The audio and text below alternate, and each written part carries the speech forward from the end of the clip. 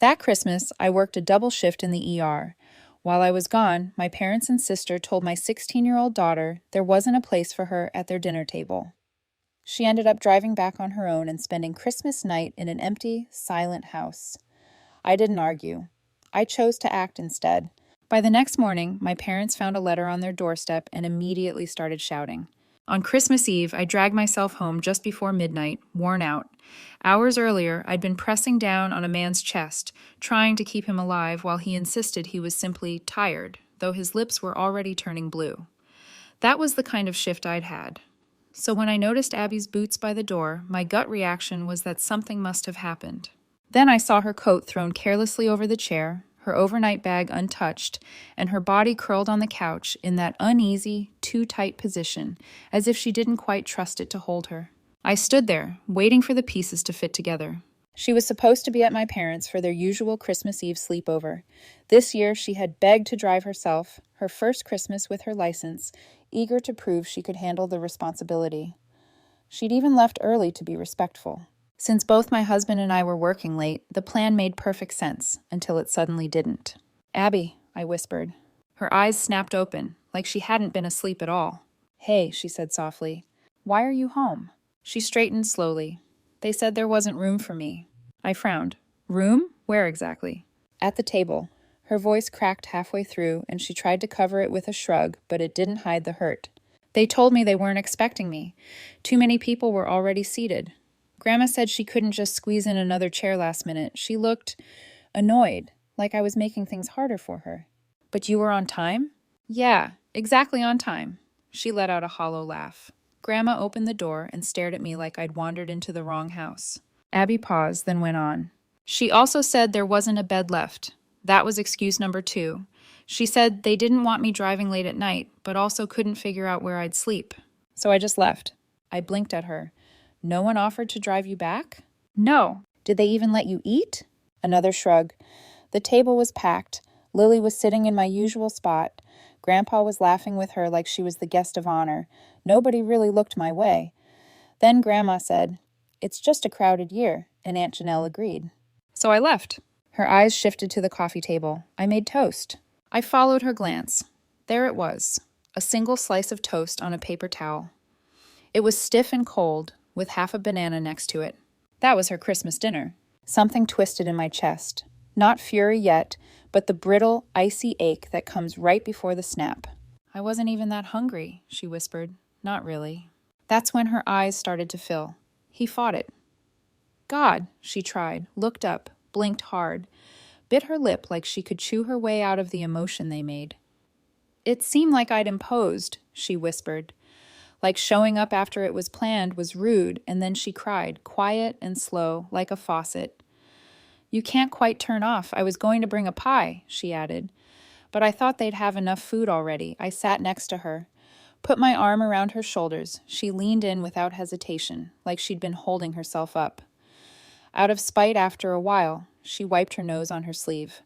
"I know they don't like you," she said.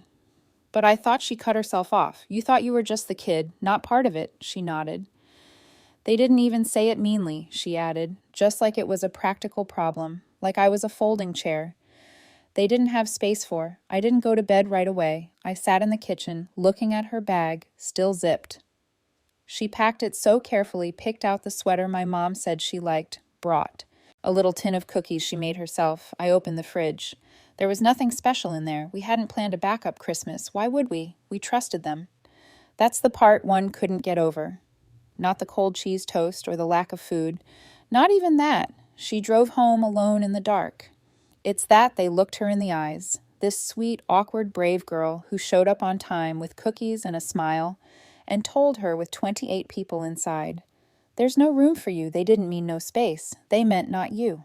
The following morning, my husband came home while Abby was still asleep. I explained what had happened. He stood silently for a long moment before finally asking, "So what do we do now?" I didn't answer. Not right then. But deep down, I already knew. There's a difference between turning the other cheek and turning away a 16-year-old who only wanted to feel included. They chose the latter. I didn't create a scene. I responded with action. That next morning, my parents discovered a letter waiting at their doorstep, and the shouting began. I can't quite recall the first time someone called me the weird one. Probably happened before I even understood what the word meant. When I was 6, I found a dead bird and asked if I could dissect it, not because I was trying to be creepy, but because I genuinely wanted to see how it worked. My mom slapped her palm against the kitchen counter and snapped, "Jesus, Kate, what's wrong with you?" My sister Janelle screamed and immediately told everyone I was trying to create a zombie. I ended up grounded for scaring her. That pretty much set the tone. I adored anatomy books, asked for a microscope one Christmas, and talked about blood flow during dinner. At school, I was the kid who actually raised her hand in class, and in my family, that was all it took to earn the label of show off. No one else in the family pursued college. Most didn't even finish high school on their first attempt. I was the only one studying during commercial breaks. By the time I was 12, my dad had started joking, half joking, that I wasn't really his. "To be mine," he'd say, "you'd have to like beer and hate books," then let out a chuckle. Once, I overheard him arguing with my mom late at night. They thought I was asleep. He asked if she'd ever cheated on him, said he always had doubts because I didn't resemble anyone else in the family. That night, I hardly slept. I never brought it up, still haven't. By the time we reached high school, Janelle had fully embraced her role as the golden child. She was loud, charming, and average in her grades, but a master at spinning every setback into a story people loved hearing. She could cry on cue and made a point of telling everyone she looked out for her poor, awkward sister who just didn't get jokes. She used to call me Dr. Freak in front of anyone who'd listen. When I actually became a doctor, she started calling me Dr. Moneybags. So, some progress, I guess. When I landed the full-ride scholarship, my parents barely reacted. No cheering, no embrace. My mom just asked who I thought I'd end up marrying, since guys apparently don't like women who outshine them. I told her maybe I'd marry myself. She didn't laugh. They never gave me a dime. I waited tables all through med school, took the graveyard shifts no one wanted, came home with blistered feet and burnout etched deep into my bones. But to my family, I was living the dream. They never once came to visit. Years later, after finishing my second residency, I finally secured my first stable job, the one that made me feel, for the first time, like I wasn't just trying to keep from drowning. My husband and I met during an overnight shift. Very romantic if you find shared exhaustion romantic, and eventually moved to a place where we could afford more than instant noodles. And that's when the call started. "Can you help with the electric bill? Can you co-sign this lease? Can you talk to a doctor friend about Uncle Pete's back lump?" I did what I could. Most of it without hesitation. When my parents were approaching retirement way too early and with zero savings, I stepped in. They'd never owned a home, always rented, bad credit, bad luck, whatever the excuse of the year was. So I bought a modest 2-bedroom house and handed them the keys. I told them it was a gift that I'd handle the mortgage. The house is in my name, but they live there like it's theirs. Rent-free utilities covered more often than not. Medical stuff. I have insurance access. Yes, I never said no until recently, a few months ago. Janelle called Lily her daughter, the one who can do no wrong, had been accepted into a prestigious STEM summer camp. "She's got your brain," Janelle said, like it was a compliment. "This could change her life." I asked how much one. $200, she said. "But it's worth it, and you, of all people." That's where I stopped listening. Abby never went to a summer camp like that. Not because she couldn't, she just never asked. She's practical, thoughtful. She wouldn't dream of demanding that kind of money from me, even though she could have. I told Janelle no, politely but firmly. I said I was already covering our parents' mortgage, medical bills, and emergencies that maybe she could apply for financial aid or a payment plan. Her tone turned fast. "Wow, must be nice to have everything and still be so stingy. She's your niece. You're just jealous because Lily's actually going places." That last one was funny, or would have been, if I hadn't heard my mom mutter something similar. A week later, when she thought I was out of earshot. Apparently I was holding Lily back, just like I always held Janelle back, by being the smart one who made everyone else look bad, you know. By existing. I didn't fight. It didn't explain, didn't justify. I just said no, and I meant it that. It was 3 weeks before Christmas. Abby was excited to go to Christmas dinner. Said she felt grown up being trusted to drive there herself. She packed an overnight bag and even wrapped little presents for the younger cousins. I told her I'd see her in the morning and reminded her to text when she arrived. She did everything. Seemed fine, Hours later, I stepped through our front door and discovered Fine had apparently been canceled. Abby looked up from the couch with a wobbly smile that said, "Please pretend this isn't a disaster." She told me in the smallest voice that Grandma had murmured no space at the table or anywhere else, even though she counted 28 chairs in use. A math problem with only one variable, her.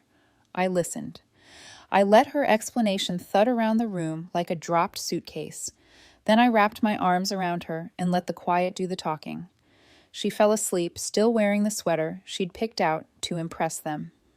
When the house finally settled, I sat alone in the kitchen, staring at the spot where her Christmas dinner should have been. I replayed every mortgage payment, every utility bill, every just this once, Katie that had become forever.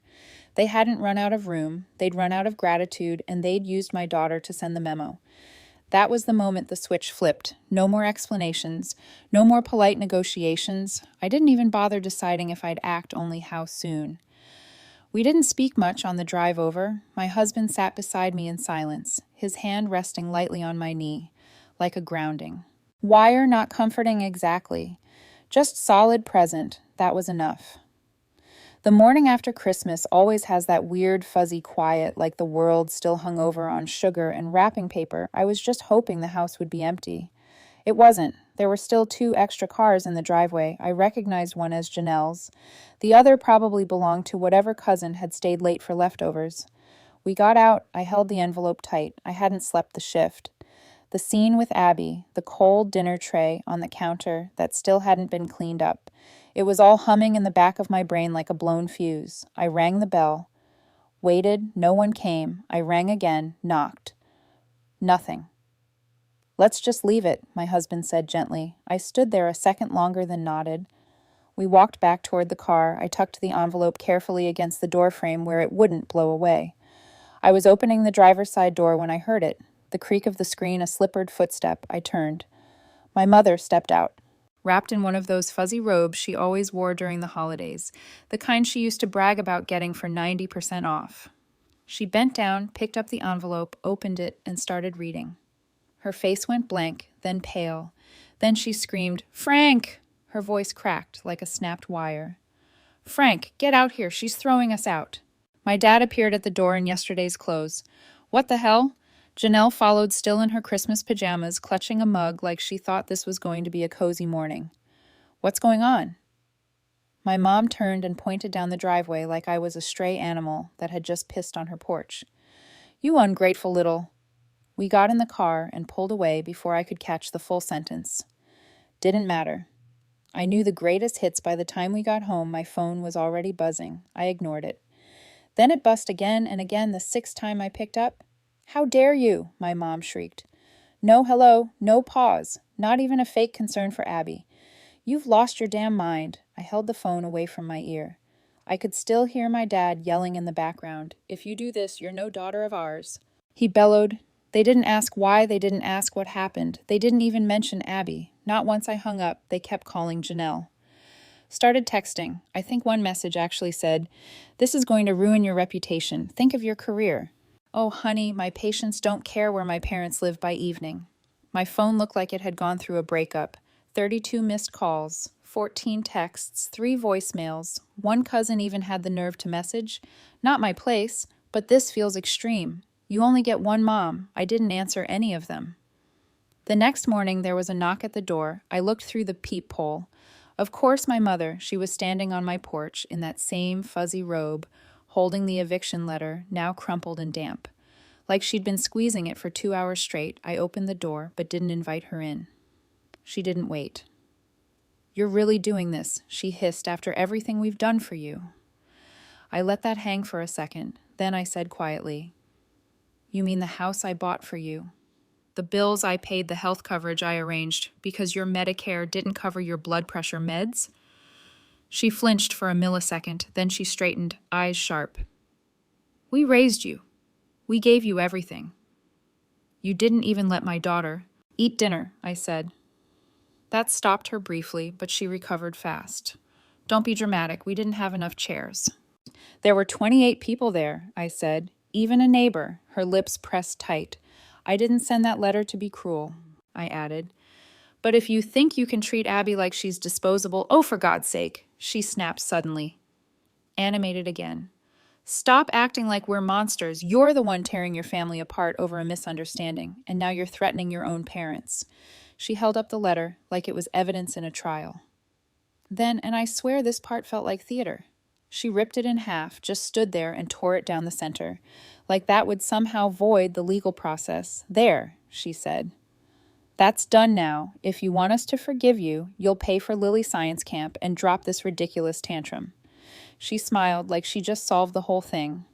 I didn't say anything because that was the moment I realized they hadn't taken me seriously. Not for a second. Not when I was a kid.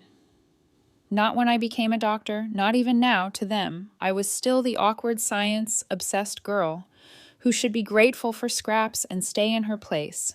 The girl they resented but never truly respected, they thought I wouldn't follow through. But they were wrong, so I let my mother walk off the porch muttering to herself like the hero in a tragic play, and I closed the door quietly, calmly.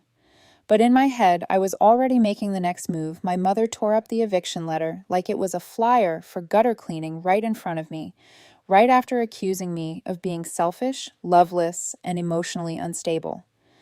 Then she had the nerve to smile and say, "Pay for Lily Science Camp and we'll forgive you." She said, "We'll forgive you," like they were the victims, like turning away my daughter. At Christmas was some sort of lapse in etiquette instead of cruelty. 2 mornings later, I met with a lawyer. I laid everything out. The house in my name, the mortgage I'd been paying for 7 years. The bills, the dental plan, the quiet sacrifices. He didn't flinch. "I assume you want a formal eviction," he said. Like it was the weather, I nodded. The notice went out that same week. 60 days paper, stamped, signature acquired. And this time, they couldn't tear it up and pretend it didn't exist. I kept paying. The mortgage wasn't about to let my credit die for the sake of a statement. But everything else gone. Utilities, cable, medical reimbursements.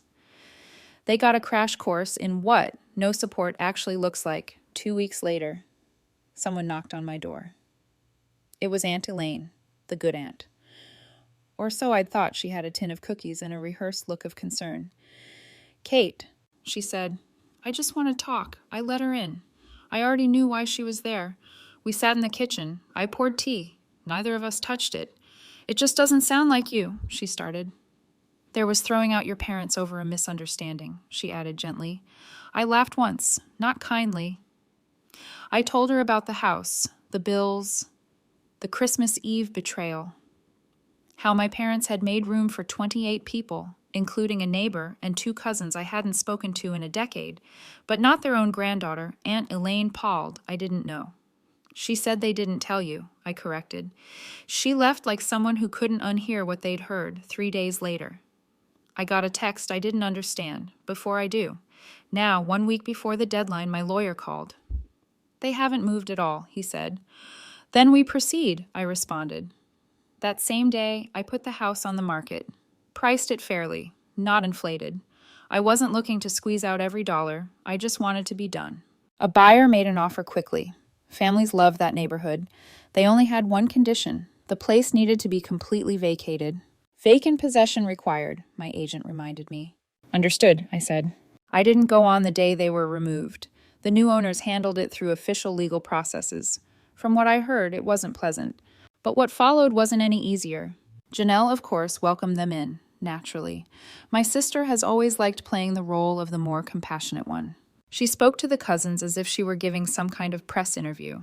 "She's walking away from them," she declared, "all because of one misunderstanding at Christmas." 3 weeks later, she showed up at my front door. Her eyes were red, her hair pulled into a messy bun that looked like it hadn't been touched all day. "I can't handle it," she blurted out, skipping any kind of hello. "They won't stop fighting. Mom complains the living room is too crowded. Dad says my kids are too noisy. They won't even agree on using the bathroom. I'm losing it." I leaned on the doorway, arms crossed. "They need to find a rental," she said firmly. "You could at least help with the deposit, just enough to get them started." "No, Janelle. You stood by when they turned Abby away on Christmas Eve and did nothing. That was your decision." I gave a small nod. "This is mine." She stared for a moment, hesitated, then turned and walked away without another word. 1 week later, she put them out too. They landed in a rental nobody would brag about. 2 cramped rooms, a single-space heater, and a front step that sagged like it was giving up. Their pensions barely stretched to cover rent and groceries. The vacations were over. The dinner parties, gone. The anniversary cruise they had once dreamed of, forgotten. They began reaching out to the extended family, hoping to stir sympathy. They claimed I had abandoned them, called me unstable, cold, said I had always been that way. But by then, I had already spoken quietly with the uncles and cousins. I sent proof, scanned receipts of bills I'd covered, a certified copy of the eviction letter with a timestamp. One cousin simply wrote back, "Wow." Another just sent a thumbs-up emoji. No one rushed in to rescue them, and neither did I. 2 months later, Abby and I sat on the porch together, sipping iced tea. No plans, no pretending, just a calm afternoon. "You know," she said, "I don't even miss them." Neither did I. My phone buzzed with a message from an unknown number. Without thinking, I opened it. "Hope you're proud of yourself." I deleted it instantly. No pause, no reaction. "They'll text again," Abby said casually. "They always do," I answered, "but they're not my burden anymore." And I meant it. They once claimed there wasn't space for Abby at their table. Now, there's no space in our lives for cruelty, control, or manipulation. Fast forward 2 years. They're still in that rundown rental, still blaming everyone but themselves. Abby, she's thriving, studying exactly what she loves. The money from the house sale did more than pay for tuition. It gave her peace. And it gave me a piece of closure. I don't answer their calls. I don't send support. I don't lose sleep. I protected my daughter. I chose her, finally. But tell me this, did I go too far or just far enough? Share your thoughts in the comments. And if you want to hear more stories like this, don't forget to subscribe and hit the bell.